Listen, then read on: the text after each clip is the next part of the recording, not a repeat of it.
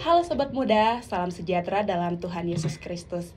Selamat datang di podcast Garam dan Terang Dunia, tempat di mana kita bisa ngobrol santai, tapi tetap membakar kepedulian kita berkaitan dengan isu-isu sosial, lingkungan, budaya, bahkan suara-suara yang mungkin tak terdengarkan.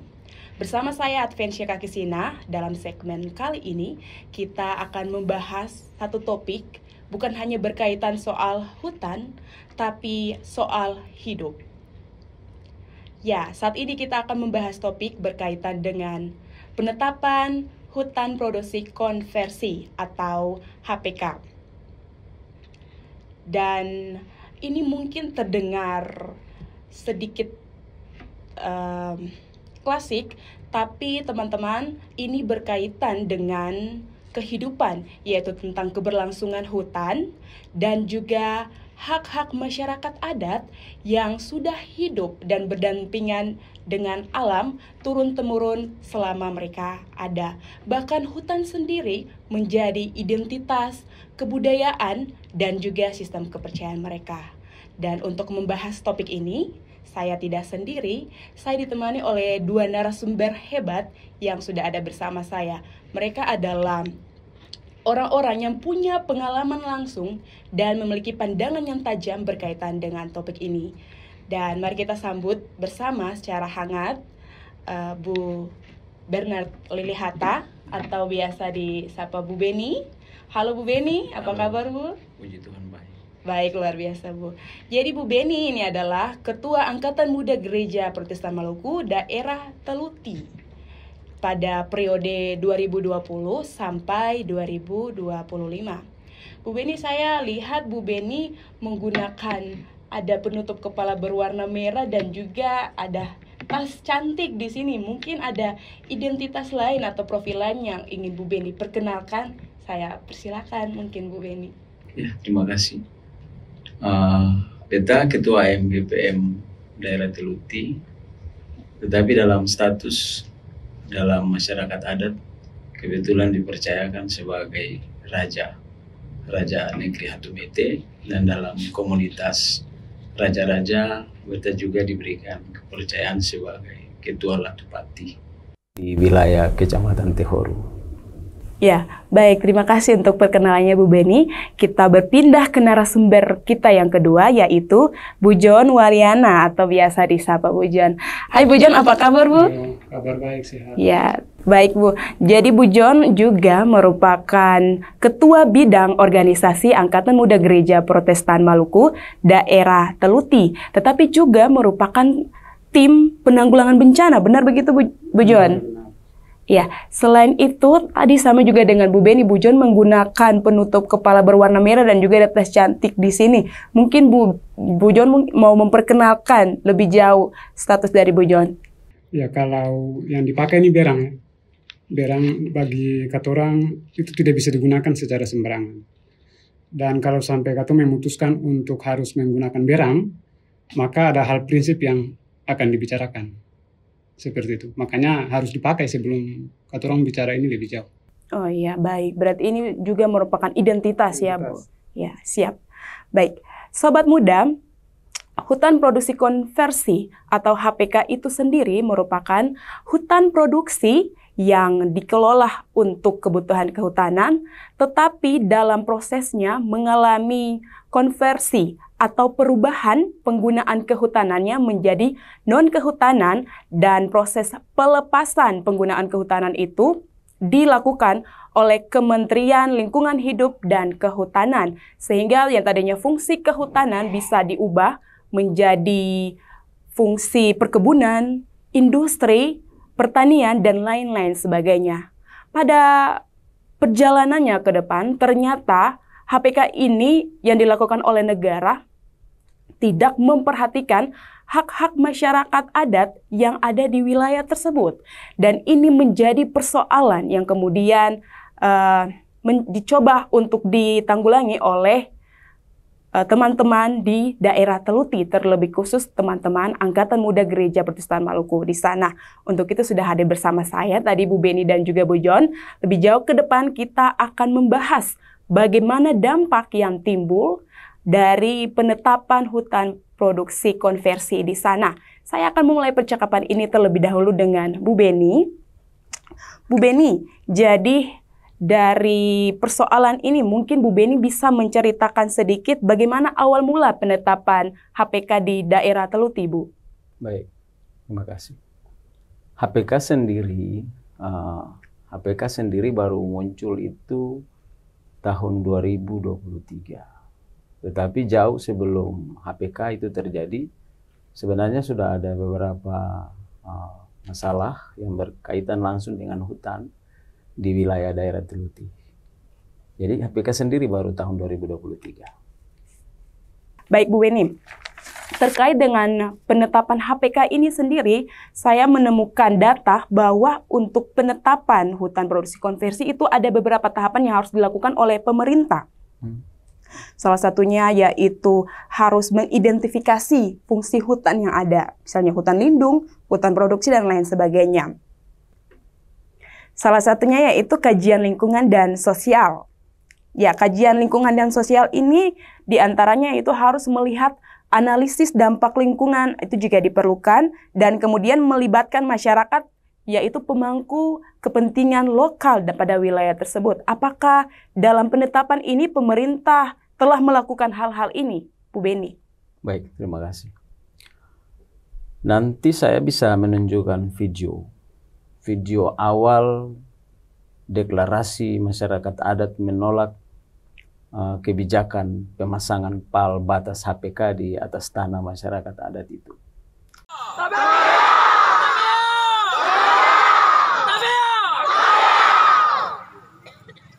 Kami masyarakat adat negeri Hatumete, Kecamatan Tehoru, Kabupaten Maluku Tengah, Provinsi Maluku, Negara Kesatuan Republik Indonesia, dengan ini menyatakan bahwa kami tidak menerima tanah kami diambil oleh siapapun dan untuk alasan apapun, termasuk pemasangan pal hutan produksi konversi yang disingkat HPK di hutan dan tanah adat kami. Kami menolak dan menolak karena pemasangan pal HPK ini sama dengan penghinaan terhadap adat dan budaya kami. Kami menolak karena pemasangan pal HPK ini sama dengan upaya pembunuhan terhadap masyarakat adat. Karena hutan kami tidaklah seluas hutan di tempat lain. Dan jumlah masyarakat adat yang ada pada kami terlalu banyak jika dibandingkan dengan luas tanah adat kami. Dan jika dibagi-bagi, ada sebagian besar yang tidak memiliki tanah untuk dijadikan tempat untuk berkebun. Kami masyarakat adat menyatakan menolak pemasangan pal HPK di atas tanah adat kami karena hal ini sama dengan penjajahan secara halus. Padahal Undang-Undang Dasar Negara Kesatuan Republik Indonesia tahun 1945 menyatakan bahwa penjajahan di atas dunia harus dihapuskan karena tidak sesuai dengan pri kemanusiaan dan pri keadilan. Hutan dan tanah kami sebagian telah kami berikan buat negara sebagai hutan konservasi Balai Taman Nasional Maluku. Yang tertinggal ini saja yang tersisa, yang akan kami wariskan kepada anak dan cucu kami untuk diwariskan kepada masa-masa yang akan datang. Sekali lagi kami menyatakan, kami menolak dan menolak.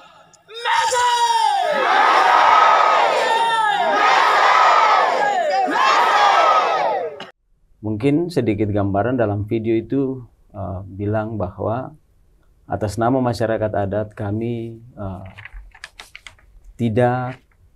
kami tidak menentang pemerintah, tapi yang kami lawan adalah kebijakan yang tidak pro kepada kehidupan dan tidak pro kepada kemanusiaan. Karena begini, sebenarnya daerah Teluti itu daerah yang tidak terlalu luas seperti daerah lain di Pulau Seram, misalnya Seram Utara.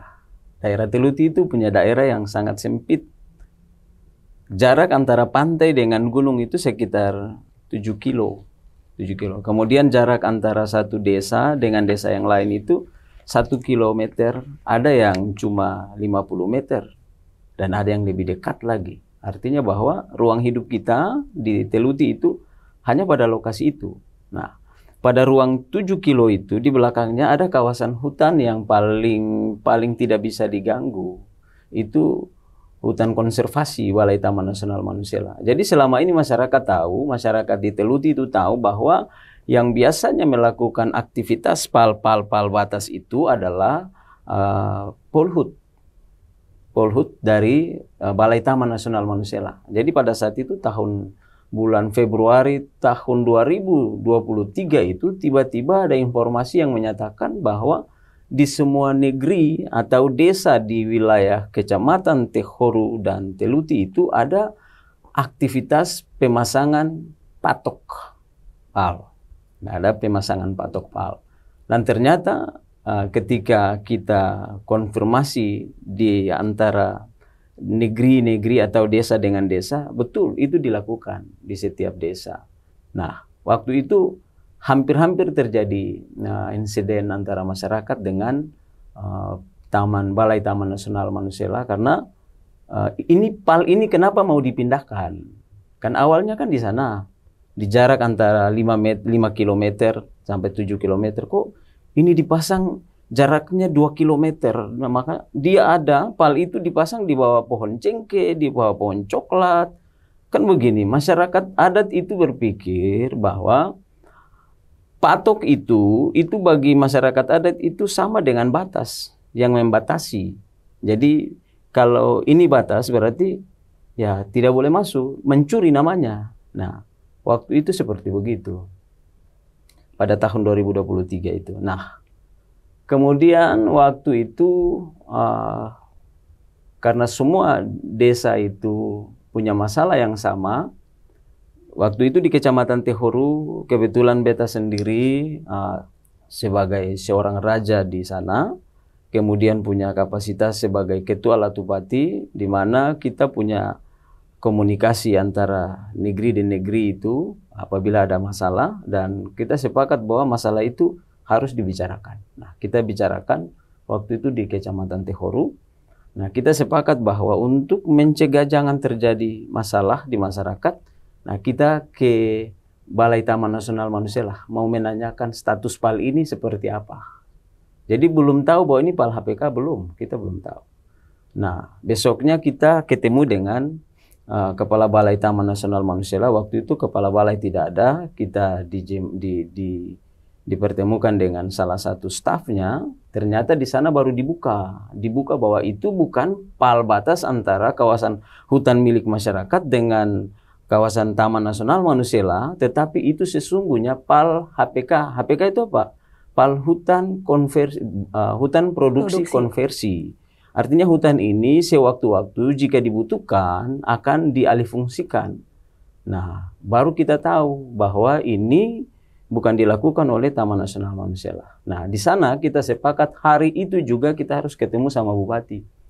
Karena ternyata ada penjelasan bahwa sampai pal itu dipasang ada prosedur-prosedur yang sudah dilakukan dulu. Misalnya ada panitia di tingkat kabupaten, Pak Bupati harus tahu, ada dinas-dinas yang juga harus tahu. Lalu kemudian di tingkat kecamatan, Pak Camat juga harus tahu. Maka itu pasti kepala desa atau raja juga tahu. Kemudian lagi disosialisasikan ke masyarakat, masyarakat paham dulu baru taruh palnya. Ini bagaimana? Nah, waktu itu kita ketemu sama Pak Bupati jam 12 malam. Kita koordinasi, Pak, kita tidak baik-baik saja. Dan kita sampaikan bahwa ini masalah kita di sana tentang ini, dan beliau merespon, beliau bilang, saya juga tidak tahu. Nah, kita keputuskan untuk kita kembali pulang ke desa dan menyatakan bahwa ini bukan masalah dengan Taman nasional supaya artinya jangan sampai ada konflik antara masyarakat adat dengan taman nasional yang kebetulan ada di tengah-tengah kita saat itu. Berarti dari penjelasan Bu Beni tadi, didapati bahwa ternyata pemasangan PAL HPK oleh pemerintah itu di luar ketahuannya masyarakat. Dan ketika diketahui ternyata ada kesalahpahaman dengan Balai Taman Nasional Manusela. Begitu Bu Beni? Bukan kesalahpahaman sebenarnya. Tapi masyarakat waktu itu karena yang tahu selama ini yang melakukan aktivitas pengecekan PAL batas itu adalah Taman Nasional. Tidak tahu dengan yang lain. Makanya waktu itu ditujukan ke Taman Nasional. Makanya kita tanya, kita klarifikasi. Nah, di Taman Nasional baru kita tahu. Dibuka habis-habisan bahwa ini dilakukan oleh BPKH Provinsi dalam kewenangannya untuk menetapkan kawasan hutan. Itu kewenangan mereka dan ternyata harus melalui prosedur-prosedur itu. Nah, menurut kita masyarakat adat, hak kita diambil. Mengapa kita tidak dikasih tahu?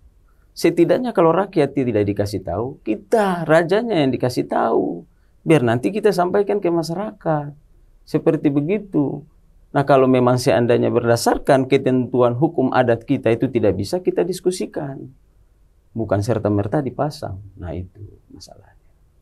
Ya, berarti ada terjadi persoalan untuk pemasangan PAL ini. Ya, Bu Beni, kemudian saya mau mengetahui bahwa setelah proses ini yang sudah diketahui bahwa itu dilakukan oleh pemerintah, bagaimana respon masyarakat, Bu Beni? Apa kemudian mereka menunjukkan aksi protes dan bagaimana mereka melakukan hal tersebut? Ya, terima kasih. Jadi setelah kita sampaikan kepada masyarakat 10 negeri di Kecamatan Tehoru waktu itu, lalu juga dengan saudara-saudara kita di Kecamatan Teluti waktu itu, kita bersepakat.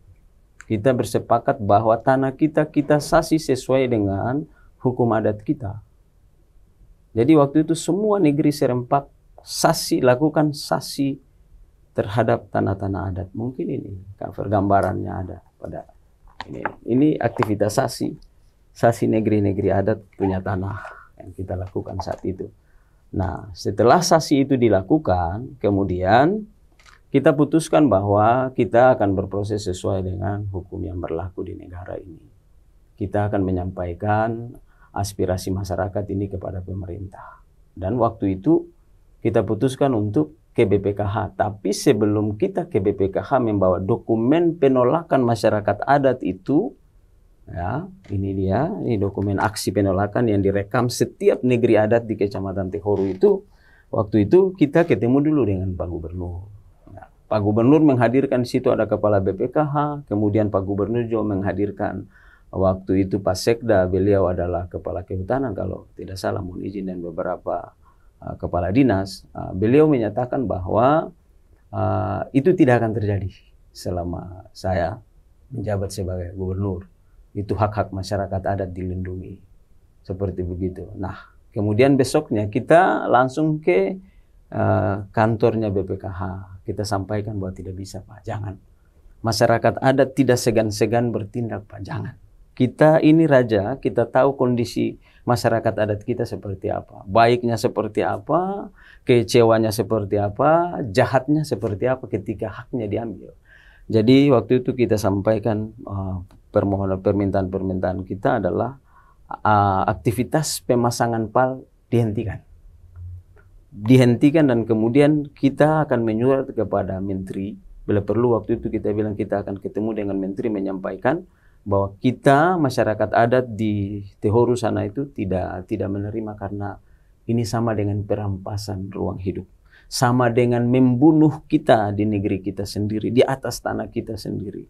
Ini pelanggaran hak asasi manusia menurut versi pandangan masyarakat adat di wilayah sana. Itu yang kita lakukan. Lalu kemudian kita bawa tembusan surat kita ke DPRD Provinsi. Dokumen yang sama, dokumen aksi penolakan. Dan kemudian ke pertanahan. Kemudian kita kembali ke Maluku Tengah, kita melakukan rapat dengar pendapat dengan waktu itu Ketua Komisi 1, Bapak Etla Tukarlutu.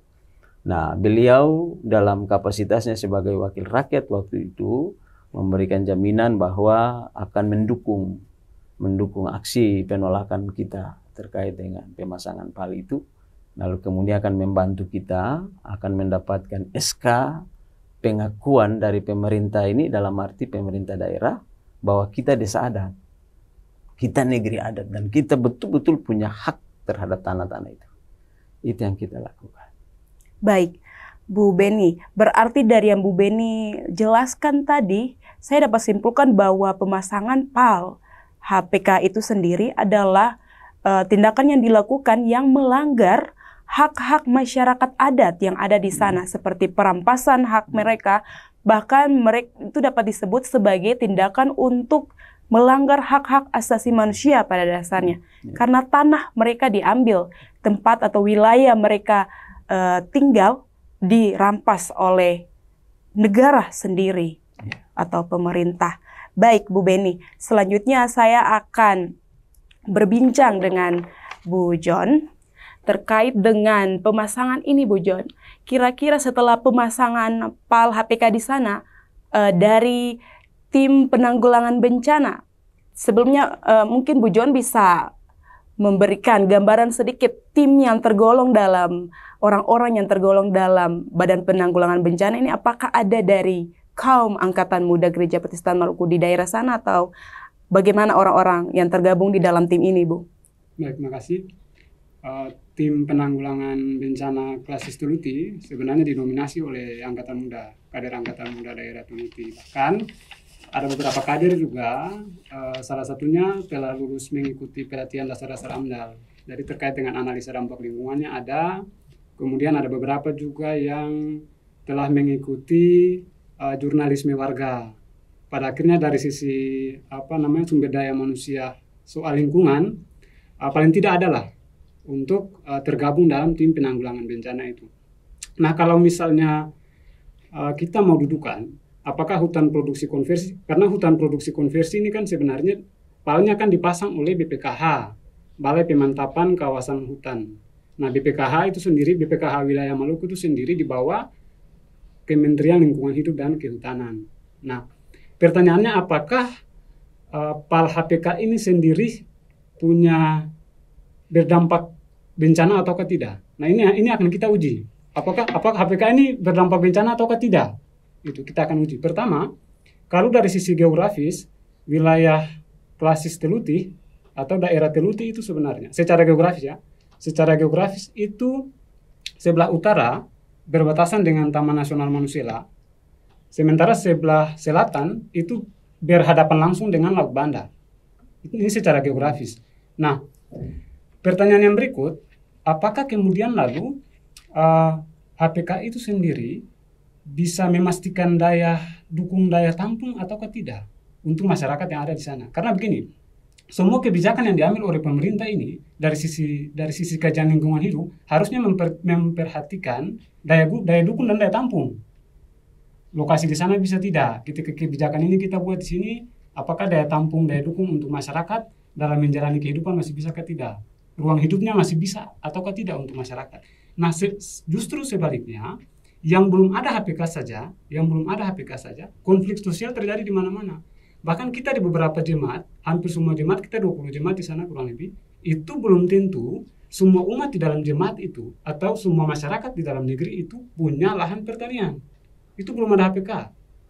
Artinya secara kasar saya bisa bilang bahwa tidak semua masyarakat itu punya lahan pertanian. Apalagi sudah ada HPK. Betul, memang HPK ini ketika dipasang bukan berarti masyarakat tidak melakukan aktivitas, tetap masyarakat melakukan aktivitas. Tetapi nuansanya tetap beda. Kenapa beda? Karena kalau PAL itu sudah dipasang, maka secara pemerintahan itu menjadi milik pemerintah. Silakan saja masyarakat kelola untuk kepentingan perkebunan dan pertanian, silakan, tapi sewaktu-waktu bisa dikonversikan. Nah, ini yang jadi persoalan. Oleh sebab itu sebenarnya HPK ini justru berpeluang besar untuk munculnya bencana nanti. Bencana dalam tanda kutip sebenarnya bukan bencana alam saja, tapi ada bencana non alam, ada bencana sosial. Itu HPK kalau misalnya sudah dipasang dan itu sudah resmi, pertanyaannya lagi dari sisi bencana sosial, di mana hak-hak masyarakat adat. Sementara kalau dari sisi adat, kita tidak berbatasan dengan Taman Nasional Manusela. Ya, saya harus tegas bilang itu. Kita tidak berbatasan dengan Taman Nasional Manusela. secara adat kita berbatasan dengan saudara-saudara kita yang ada di Seram Utara. Berarti begini Bu Jon, saya kembali lagi tadi yang Bu Jon bahas awal itu, bahwa ketika dilakukan pemasangan PAL untuk HPK itu sendiri, belum terjadi dampak atau belum ada dampak yang dirasakan oleh masyarakat, misalnya dampak bencana alam, dampak lingkungan, tetapi kemudian tim penanggulangan bencana ini melihat adanya kemungkinan itu terjadi. Makanya tim penanggulangan bencana ini kemudian melakukan tindakan-tindakan kepada masyarakat untuk mencegah jangan sampai hal ini terjadi. Selain dampak lingkungan, tadi ada juga disinggung soal dampak sosial. Boleh ditahu Bu Jon, kira-kira dampak sosial selain yang tadi Bu Jon katakan, mungkin ada dampak lain apa? Dampak ekonomikah yang dirasakan oleh masyarakat atau ada dampak lain? Yang pertama, kalau harus saya tegas dulu ya, bahwa sebenarnya HPK ini dia berpeluang adanya bencana. Nah, bencana yang pertama itu bencana sosial itu sudah pasti. Kenapa bencana sosial sudah pasti? Karena akan terjadi perebutan untuk lahan pertanian. Kita masyarakat adat di kampung-kampung ini kan tidak bisa hidup tanpa tanah, tidak bisa hidup tanpa hutan, tidak bisa hidup. Hutan itu kita punya rumah. Jadi kalau hutan ini diganggu, berarti kehidupan kita terganggu. Nah, makanya dampak sosial atau bencana sosial itu sangat mungkin terjadi. Yang berikut, dari dampak sosial ini atau bencana sosial ini, kita akan melihat ketergantungan ekonomi yang cukup parah juga di sini. Kenapa? Karena pada akhirnya kita melakukan pertanian atau perkebunan di tempat yang sudah dipatok oleh BPKH itu, pada akhirnya juga mengalami kesulitan. Kesulitan dalam tanda kutip yang tadi saya bilang, bahwa betul kita bisa melakukan pertanian dan perkebunan di tempat itu, tetapi dari sisi pemerintah itu menjadi milik pemerintah. Nah, kekhawatiran itu juga pasti ada. Nah, kita dari tim penanggulangan bencana sendiri artinya kita melihat mitigasi bencana toh. Kita tidak bisa melihat bencana itu dulu. Karena analisanya sudah harus dipikirkan sebelum terjadi dan sesudah. Sebelum terjadi bencana, sementara terjadi bencana dan sesudah terjadi bencana itu sudah harus dianalisa. Makanya dari sisi ekonomi sudah pasti terganggu. Nah, yang berikut, yang tadi saya bilang juga ada singgung, soal dampak dari sisi adat. Kenapa dampak dari sisi adat? Secara adat, kita itu masuk dalam wilayah kita semua. Orang tua selalu janji untuk kita bahwa kita punya wilayah itu dari selatan sampai di utara, berbatasan dengan saudara-saudara kita, bahkan yang ada di utara itu saudara kita semua. Tapi ketika klaim itu sudah diklaim oleh BPKH dengan dalil hutan produksi konversi, maka secara tidak langsung itu pasti mengganggu juga kita punya peradaban di sana dari sisi adat. Bu Jon, baik. Terkait dengan dampak-dampak yang tadi Bu Jon katakan, selain untuk sosial, terlebih khusus untuk adat, karena di sana merupakan masyarakat yang kental dengan peradabannya, mungkin Bu Jon bisa sampaikan terkait tindakan-tindakan itu, apa aksi advokasi yang dilakukan baik oleh Angkatan Muda Gereja Protestan Maluku Daerah Teluti dan juga bergabung dengan tim penanggulangan bencana dan mungkin masyarakat, apa yang dilakukan untuk dapat mencegah hal itu terjadi? Baik, terima kasih. Terkait dengan aksi-aksi yang sudah dilakukan oleh Angkatan Muda maupun tim penanggulangan bencana sendiri, yang pertama, kami pengurus Angkatan Muda itu selalu mengadvokasi kepada kader terkait dengan kemungkinan-kemungkinan yang akan terjadi ketika HPK itu nanti dipasang gitu. Nah, proses advokasi ini terus kami lakukan mulai dari ranting, cabang, bahkan sampai di daerah. Itu yang pertama.